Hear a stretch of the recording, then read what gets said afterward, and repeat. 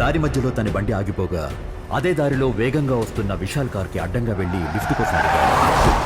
బండి ఆపిన విశాల్ విషయం కనుక్కొని గోల్డెన్ ఫ్లాట్స్ దగ్గర డ్రాప్ చేస్తానని ఒప్పుకున్నాడు. ఆ తర్వాత విశాల్ కారు ఎక్కిన సుమన్ తన ఫోన్ స్విచ్ ఆఫ్ అయిపోవడంతో విశాల్ ఫోన్ తీసుకొని విస్మయ్కి ఫోన్ చేయడానికి ట్రై చేశాడు. కానీ ఆ కాల్ కంటిన్యూస్గా డిస్కనెక్ట్ అయ్యింది. ఇన్వెస్టిగేషన్ మిస్లీడ్ అవడానికి ముఖ్యమైన కారణం విశాల్ ఫోన్ నుండి విస్మయ్కి ఫోన్ వెళ్లడమే. విశాల్ యూజ్ చేసిన కర్చీఫ్, టిన్లో దొరికిన కర్చీఫ్ రెండూ ఒక్కటే. వేరే లేడీ ఇచ్చిన కంప్లైంట్ని విస్మయ తమ మీద అగెనిస్ట్గా ఇచ్చిందనుకున్న సుజయ్ మరియు అతని ఫ్రెండ్స్ కోపంలో ఆవేశంలో విస్మయ్ని అన్యాయంగా చంపేశారు.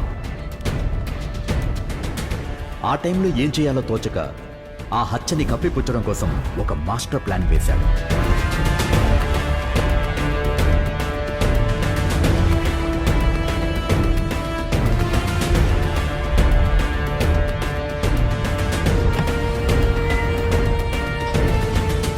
ఈలోగా అక్కడికి చేరుకొని విశాల్ కార్ నుండి దిగిన సుమన్ కంగారుగా విస్మయ ఫ్లాట్ కి పరిగెత్తుకుంటూ వెళ్ళాడు. మరోపక్క విశాల్, విస్మయ, సురేష్ల మధ్య ప్రెగ్నెన్సీ విషయంగా వివాదం జరుగుతుండగా ఈలోగా సుజయ్ తన మాస్టర్ ప్లాన్ లో భాగంగా పవర్ కట్ చేయడం కోసం అక్కడికి చేరుకున్నాడు. ఇంకో పక్క సుమన్ లిఫ్ట్ లో ఉండగా మరోపక్క విశాల్, విస్మయ, సురేష్ల మధ్య వివాదం పెరిగిపోయింది. మరోపక్క సుజయ్ మరియు ఫ్రెండ్స్ విస్మయ ఫ్లాట్ లో ఎటువంటి క్లూ ఎవరికి దొరకకూడదని మొత్తం ఫ్లాట్ క్లీన్ చేసి సుజయ్ సిగ్నల్ కోసం వెయిట్ చేస్తుండగా ఇదే సమయంలో విశాల్ విస్మయ, సురేష్ ని చితకబాదేశాడు. అదే సమయంలో సుజయ్ పవర్ కట్ చేసేశాడు.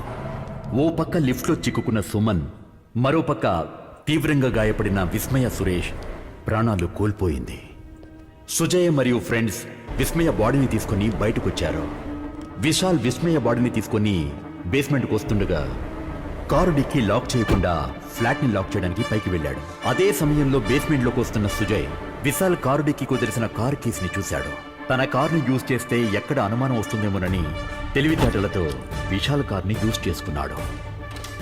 ఈలోగా ఫ్లాట్ లాక్ చేసి వచ్చిన విశాల్ తన కళ్ల ముందే తన కారు వెళ్ళిపోవడం చూసి విస్మయ, సురేష్ తన కారు డ్రైవ్ చేసుకుని వెళ్తుందని అనుకున్నాడు. కానీ కారు డ్రైవ్ చేసుకుని వెళ్తుంది సుజయ్ మరియు ఫ్రెండ్స్. ఈలోగా ఆగిపోయిన పవర్ను సెక్యూరిటీ వాళ్ళు ఆన్ చేశారు. ఆ తర్వాత విశాల్ కారులో వెళ్లిన సుజయ్ అండ్ టీం రోడ్డు పక్కనే కారును ఆపి విస్మయ, సురేష్ ని డ్రైవింగ్ సీట్ లో కూర్చోబెట్టి కారు మీదకి వాళ్లే కోడిగుడ్లు విసిరి ఎవరో దుండగులు కారుని అటాక్ చేసినట్టుగా సీన్ క్రియేట్ చేసి ఆ కారును తగలబెట్టి అక్కడి నుంచి పారిపోయారు. లిఫ్ట్ లోంచి బయటకు వచ్చిన సుమన్ కంగారుతో విస్మయ ఫ్లాట్ లోకి వెళ్లి తను ఎక్కడ కనబడకపోవడంతో గందరగోళంలో చిక్కుకున్న తనకి ఒక యాక్సిడెంట్ జరిగింది. జరిగిన హత్యను కప్పేయటం కోసం సుజయ్ తనకు ముందుగానే పరిచయం ఉన్న రౌడీ షీటర్ విక్కీ హెల్ప్ కోరాడు. విక్కీ ఎస్ఐ కుమార్తో మాట్లాడి ఆ డీల్ను 35 లక్షలకు ఫైనలైజ్ చేశాడు. డబ్బుకు ఆశపడిన ఎస్ఐ కుమార్ డాక్టర్ అరవింద్కు ఫోన్ చేసి పోస్ట్ మార్టం రిపోర్ట్ మార్చేసి సుజయ్ ఫ్రెండ్స్కి విస్మయ తమ ఫ్రెండే అని చెప్పి ఒక మిస్సింగ్ కంప్లైంట్ ఇప్పించాడు. బాడీని రికగ్నైజ్ చేసి పోలీస్ రికార్డ్స్లో ఇదొక యాక్సిడెంట్ అని ఫైల్ని క్లోజ్ చేశారు. కేసు క్లోజ్ చేసిన తర్వాత కుమార్ సుజయ్కి ఫోన్ చేశాడు. విస్మయ యాక్సిడెంట్ కేసు తిరిగి రీఓపెన్ చేస్తున్నారని, మిస్సింగ్ కంప్లైంట్ ఇచ్చిన వారిని వెతుకుతున్నారు అని. వాళ్ళు గనక దొరికిపోతే అందరూ దొరికిపోతారు. సో ఏదో ఒకటి చేసి మీ ఫ్రెండ్స్ని ఫినిష్ చేసేయని చెప్పాడు. ఆ తర్వాత సుజయ్ నేహా బర్త్డే సెలబ్రేట్ చేయాలనే నెపంతో ఆ ముగ్గురిని కౌసల్య ఎస్టేట్కు ఇన్వైట్ చేసి వాళ్ళని చంపేశాడు.